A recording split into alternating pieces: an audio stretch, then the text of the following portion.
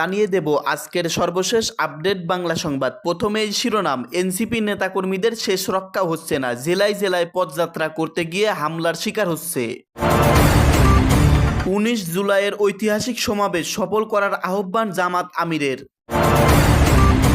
জামাত সেক্রেটারির বিরুদ্ধে লড়তে মনোনয়ন চান বিএনপির 5 নেতা।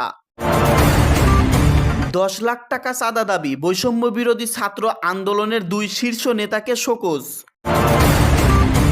আইন শৃঙ্খলা বাহিনীর ঢিলাঢালা ভূমিকা রহস্যজনক, বললেন রিজভী। বিএনপি ক্ষমতায় আসলে মানুষের সকল সমস্যা সমাধানের আশ্বাস আমিনুলের। মাফিয়া বসুন্ধরা গ্রুপ দেশের মানুষের টাকা লুট করেছে, বললেন নাহিদ ইসলাম। সর্বশেষ জানবেন, ডক্টর ইউনূস কঠিন চাপে পড়েছে। আমেরিকা থেকে ডোনাল্ড ট্রাম্প ডক্টর ইউনূসকে কঠিন হুমকি দিচ্ছেন। এতক্ষণ শুনলেন সংবাদ শিরোনাম, এখন শুনবেন বিস্তারিত। 19 জুলাইয়ের ঐতিহাসিক সমাবেশ সফল করার আহ্বান জামাত আমিরের। জামাত ইসলামী ঘোষিত 7 দফা আদায়ের মাধ্যমেই ছাত্র জনতার গণ অভ্যুত্থানের সফলতা অর্জন করা সম্ভব বলে মন্তব্য করেছেন দলটির আমির ডক্টর শফিকুর রহমান। মঙ্গলবার সকালে রাজধানীর মগবাজারে দলের কেন্দ্রীয় কার্যালয়ে 19 জুলাই সোহরাওয়ার্দী উদ্যানে আয়োজিত ঐতিহাসিক জাতীয় সমাবেশ বাস্তবায়ন কমিটির এক বৈঠকে অভিমত ব্যক্ত করেন তিনি। ডক্টর শফিকুর রহমান বলেন, ছাত্র জনতার বহু ত্যাগ তিতিক্ষার বিনিময়ে অর্জিত 2024-এর গণ অভ্যুত্থান জাতীয় জীবনে খুবই গুরুত্বপূর্ণ। জুলাই আগস্টের জন আকাঙ্ক্ষা বাস্তবায়ন এবং জীবন উৎসর্গকারী ছাত্র জনতার প্রতি সম্মান প্রদর্শন করে দেশে সুষ্ঠু গণতান্ত্রিক ধারা ফিরিয়ে আনার লক্ষ্যে জামাতে ইসলামী এই সমাবেশের আয়োজন করেছেন। জাতীয় সমাবেশ সর্বাত্মকভাবে সফল করার জন্য তিনি সংগঠনের সর্বস্তরের জনশক্তি ও দেশবাসীর প্রতি উদাত্ত আহ্বান জানান। বৈঠকে 7 দফা দাবি আদায়ের লক্ষ্যে আগামী 19 জুলাই শনিবার বেলা 2টায় রাজধানী ঢাকার সোহরাওয়ার্দী উদ্যানে অনুষ্ঠানতব্য ঐতিহাসিক জাতীয় সমাবেশ সফল করে তোলার লক্ষ্য প্রয়োজনীয় প্রস্তুতির বিভিন্ন দিক পর্যালোচনা করা হয়। 7 দফার মধ্যে রয়েছে সকল গণহত্যার বিচার, প্রয়োজনীয় মৌলিক সংস্কার, জুলাই সনদ ও ঘোষণাপত্র বাস্তবায়ন, জুলাই অভ্যুত্থান শহীদ ও আহতদের পরিবারের পুনর্বাসন, পিআর পদ্ধতিতে জাতীয় নির্বাচন অনুষ্ঠান, প্রবাসীদের ভোট প্রদানের ব্যবস্থা এবং লেভেল প্লেয়িং ফিল্ড নিশ্চিতকরণ।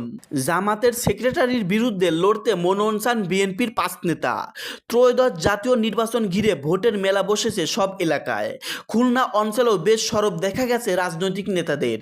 দলের সুনজর পাওয়ার আশায় মাঠে সরব আছেন বিএনপির নেতারা। বহু আগে থেকেই দলটির আধিপত্য থাকায় প্রতিদ্বন্দ্বিতায় মাঠে নামার সংখ্যা নেহাত কম নয়।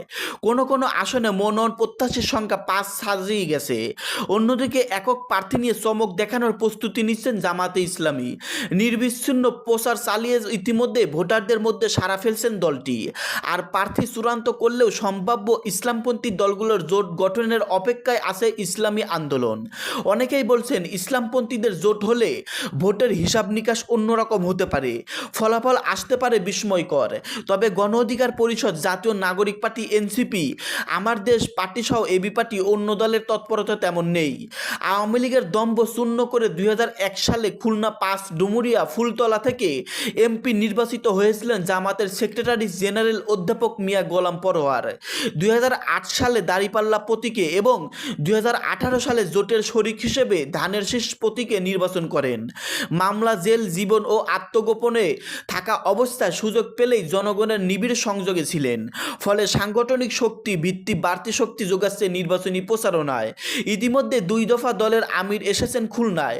জনতার ঢলনামা জনসভায় জামাতের প্রার্থীদের জন্য ভোটারদের সমর্থন চেয়েছেন তিনি। জামাতের হেভিওয়েট প্রার্থীকে মোকাবেলা করার মতো শক্তিশালী সংকটকে ভুগছিলেন বিএনপি। 5ই আগস্টের পরে আসনে গণসংযোগ শুরু করেন যুবদল জেলা শাখার আহ্বায়ক ইবাদুল হক বুবায়েদ।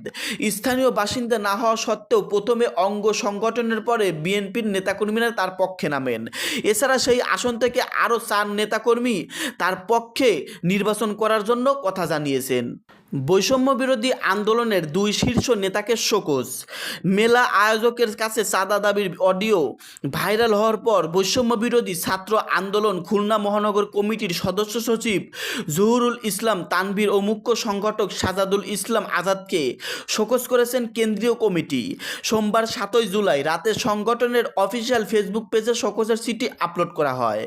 সংগঠনের কেন্দ্রীয় সাংগঠনিক সম্পাদক মইনুল ইসলামের সই করা শোকজের চিঠিতে উল্লেখ করা হয়, সংগঠনের শৃঙ্খলা ও নীতিমালার পরিপন্থী কার্যকলাপের সঙ্গে যুক্ত হয়েছেন।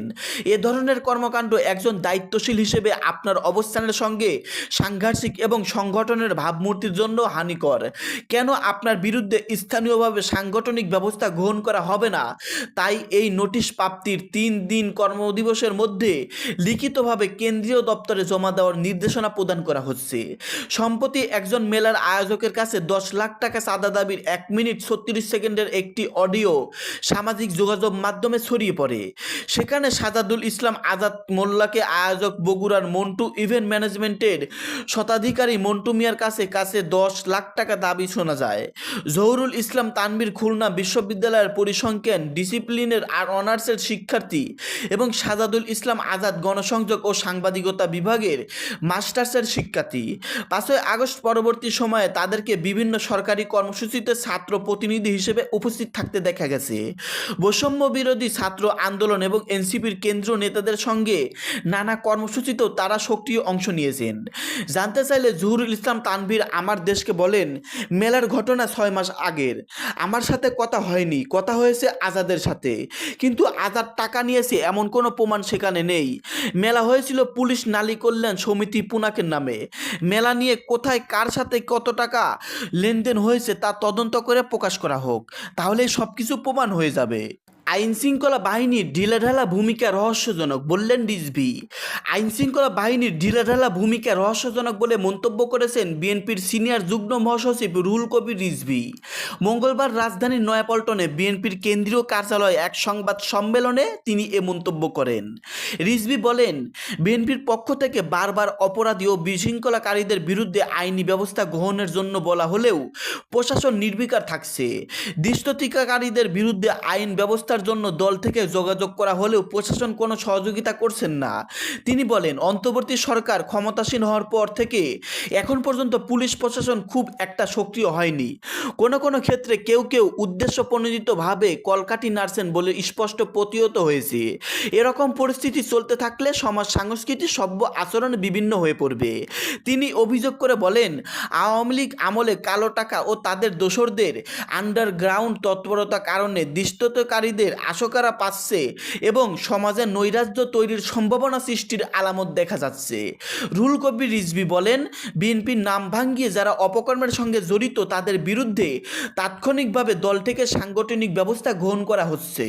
কাউকে কোনোভাবে ছাড় দেওয়া হচ্ছে না। ইতিমধ্যেই বেশ কিছু নেতাকর্মীকে বহিষ্কার, অব্যাহতি প্রদান, পদ স্থগিত কারণ দর্শানোর নোটিশ দেওয়া হয়েছে। বিএনপির মুখপাত্র বলেন, বর্তমান সময়ে নানাবিধ সামাজিক অপরাধের বিভিন্ন মাত্রার প্রকাশ দেখা যাচ্ছে। প্রশাসনিক স্থবিরতার কারণেই মব কালচার এর প্রকোপ বৃদ্ধি পাচ্ছে। অবৈধ কালো টাকা এবং গোপন অপতরতা প্রভাব মব কালচার এর নামে সমাজ বিশৃঙ্খলার চেষ্টা চলছে। আবার অন্যদিকে অত্যন্ত পরিকল্পিতভাবে প্রযুক্তি ব্যবহার করে স্বার্থস্বেচ্ছী মহল বিএনপির নামে সামাজিক যোগাযোগ মাধ্যমে নানা অপপ্রচার চালাচ্ছে। তিনি আরও বলেন, বহুদিন গণতন্ত্র ও স্বাধীনতা, সার্বভৌমিত্ব সুরক্ষায় মূলমন্ত্র বুকে ধারণ করেন বিএনপির সব পর্যায়ের নেতাকর্মীরা। গণতন্ত্রের মূলনীতিকে ঊর্ধ্বে তুলে ধরেই শত প্রতিকূলতা ও ঝড়ঝাপটা অতিক্রম করে রাজনৈতিক কার্যক্রম চালিয়ে এসেছেন। সব ধর্ম ও বর্ণের স্বজন মানুষ ও বিভিন্ন শ্রেণী পেশায় যুক্ত ব্যক্তিরা এই দলের সদস্য হতে পারেন। সমাজবিরোধী কোনো ব্যক্তি, দখলদার, চাঁদাবাজদের স্থান এই দল বরদাস্ত করবেন না।